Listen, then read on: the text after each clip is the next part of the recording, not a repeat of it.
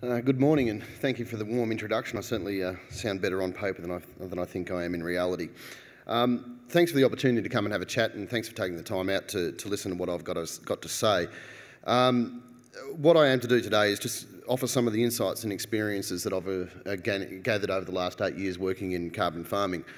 I don't spend a hell of a lot of time in Canberra. I spend most of my time out in on the coalface, so to speak, talking to landholders and listening to what they've got to say about carbon farming and how they see carbon markets developing over time. I hope today to give you some of those insights and look at the practicalities and realities. And now, just out of interest, could I get a show of hands to see how many people in the audience actually believe in climate change? Wow, that's pretty good.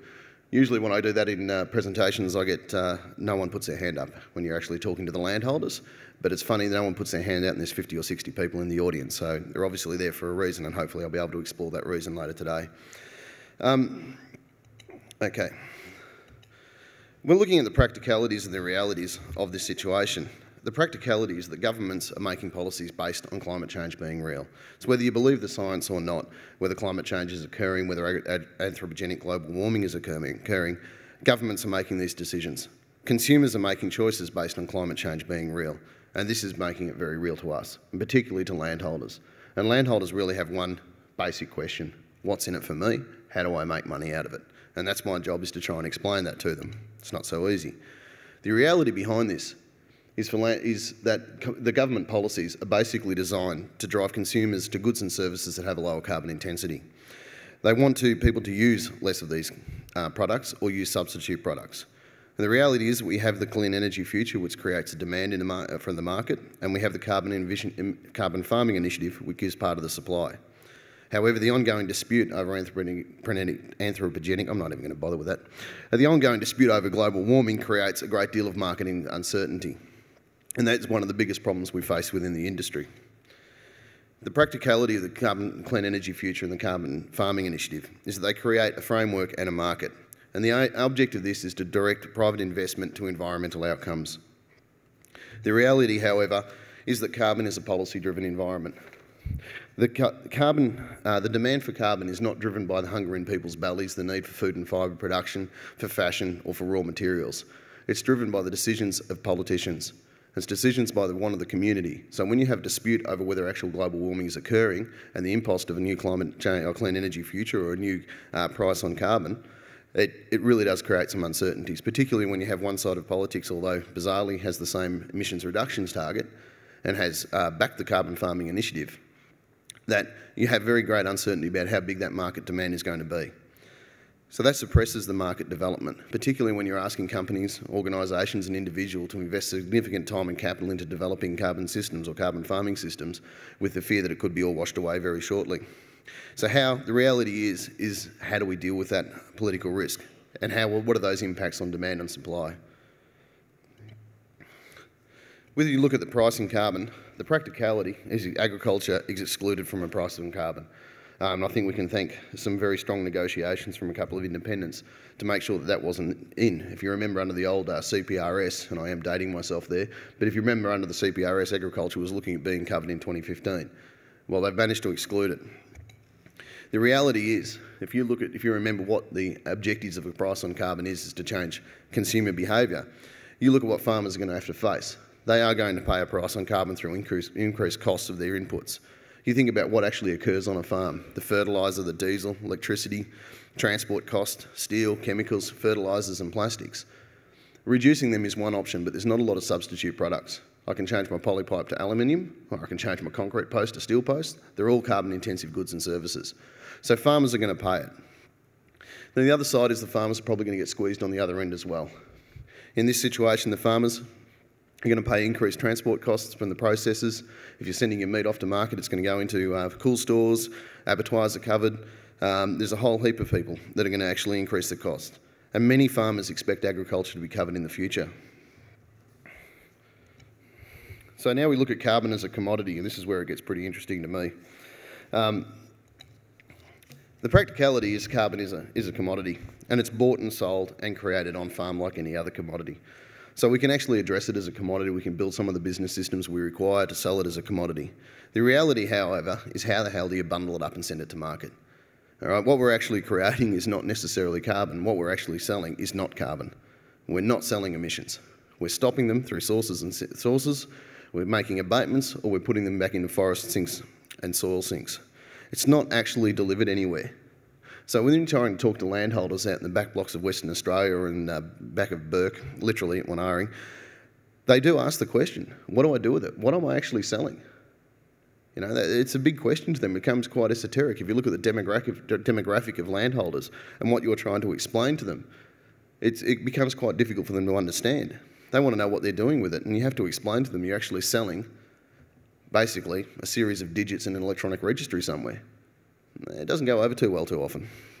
But the big issue is how do we actually deliver the business models and create the business models to do it, particularly when you're living in a policy-driven environment where the policy changes depending on the political situation at the time, that you have to actually work out what do we do to get it to market, how do we actually put it together. My job essentially is about building a pipeline, and that pipeline is trying to get carbon credits from a whole diverse range of farmers and put them into large businesses.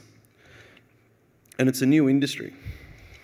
If you look at the practicality, we do have the skills and the technology to build the industry. There's no question about that. They're out there. Australia is actually extremely well placed to deliver carbon abatement and forest sinks. We have excellent foresters, we have excellent surveyors, we have engineers, we have technicians, we have scientists, we have all the institutions, we have great dispute resolution processes, we have security of tenure over our land, we have all the things that we need to create an excellent carbon farming industry. But unfortunately, the reality is how do we access those skills and technology? And a lot of it does come back to that ongoing risk. If you think about what carbon farming is, most of the time you're talking about a change in management. What we're ultimately after is a change in carbon over time that can be attributed to a change in management. So we're actually asking farmers for a paradigm shift. We're asking them to change their behaviours and the way they operate. Or we're trying to grow forests or turn around ecosystem services. These things don't happen overnight. They take time and they need good incentive. And when you start to look at the long-term nature of most of the carbon farming activities, they don't necessarily fit in with the political cycle. You might plant a forest today, it's going to take 3 to 5 years before you get any sort of decent return out of it. It's not conducive, it's not competitive enough at this stage. And when you've got, with other industries like mining or just in general investments. So how do we get these skills and technologies? How do I convince someone to come and work for me with the political uncertainty and the long-term price uncertainty? How do I convince someone to invest the time and capital to come and learn about carbon farming and work with me? When the CPRS was canned in 2009, I had to sack a heap of people. They'd moved from other jobs, they'd come to me, they'd work for me, and then I had to get rid of them because we didn't know where we were going and I couldn't afford to keep them. Now, it makes me very reticent to actually go out and employ further people because I have to make the commitment that I'll be able to pay their wages so they can pay their mortgages. And it makes it difficult. So how do we get them in the first instance when you can go over and drive a truck for $200,000 a year in Western Australia? The money just isn't there, and nor is the time or the ability. And then the next thing is how do we apply the skills and technology? I've heard today a number of times that we have the frameworks, we have excellent ways of determining things like common practice tests. But in my experience, this is no offence, Shailene, but the government's very good at telling you what to do, but not so good at telling you how to do it. So you've got to convert the policy into practice. And that becomes quite difficult at times. And I spend a lot of time on the phone to a lot of people from the Department of Climate Change trying to clarify issues and work out how to actually take this policy and make the rubber hit the road. Because ultimately, when it comes down to the landholders, they want to know what's in it for them. They want to know what the dollars are and how it affects them. Ultimately, it is about revenue. And if we think about the idea of carbon farming, what we're trying to do really is keep sustainable landholders on sustainable land. Private landholders control a hell of a lot more of the environment than anybody else in this country. So having them looking after the environment as managers on their land is beneficial. But they have the harsh economic realities of boom and bust years. And we have to try and help them understand that what we're doing is going to improve their activities. It doesn't matter what you're doing in carbon farming, most of the activities you do will prepare you for climate change. And even if you don't believe in climate change as a landholder and you think it's all rubbish, you're going to improve the productivity and the efficiency. I mean, we're not talking about every day being 2 degrees hotter or 3 degrees hotter. We're talking about extremes in weather changing. And if you can plant your trees through integrated carbon farming and looking at ways of putting them into rows or alleyways so that your cattle and sheep can actually sit under in the shade, and instead of sweating, they'll actually produce food and fibre. They're feeding on crops that have got better moisture under the soil because you've been managing the soil carbon. Then you're going to get those benefits. And that's something that really have to get down to the landholder level to explain to them, well, what we're trying to do is help you change. If you want to get kicked off a farm, go in and tell a farmer he's farming wrong. All right, you just can't do that. You've got to go in there and explain to them, well, you know, the way you're farming might not necessarily meet the conditions we've got at the moment, and it's not your fault, but it's the conditions that have changed. It's not you. And how do we apply those skills? Again, how do we actually get people to take the knowledge that they have and turn it into carbon farming knowledge? We've heard about, you know, today we've heard about how people are going to deliver these messages to the landholders. The landholders don't understand a lot of the big words that are used in Canberra. They don't understand a lot of the big words that scientists use. They need it in pretty simple, plain English. They need it quickly, and they need it straightforward.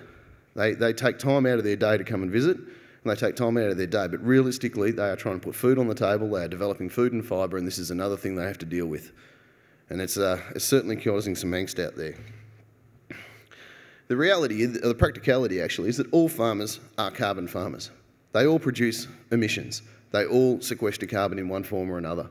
So that's the reality. They're already doing it. Now, the challenge to convert it into reality is trying to get over one of the biggest problems we see, and that is many farmers see it as a choice between carbon and farming. It's not. You're already carbon farming. What we're trying to do is institute methods or practices that will be complementary and not competitive. Most of the time I spend out in the landholders, we talk about soil carbon and forest carbon. Now, my background's in forestry, so I do like talking about the trees. I think they're wonderful things. But the reality is that there's a fixation on forests. And it's not right. There is a lot of other activities that can be undertaken. So farmers, the difficulty is getting them out of that mindset that it's only forests and soil carbon, because most of them actually talk about, well, I don't want to give up my productive land. And it creates quite a juxtaposition, because they say, well, I've got some crappy country down the back there you can go and deal with. And it's like, well, the trees aren't going to go very well in the soil, in the saline soil. So you've got to try and figure out, how do we actually integrate this?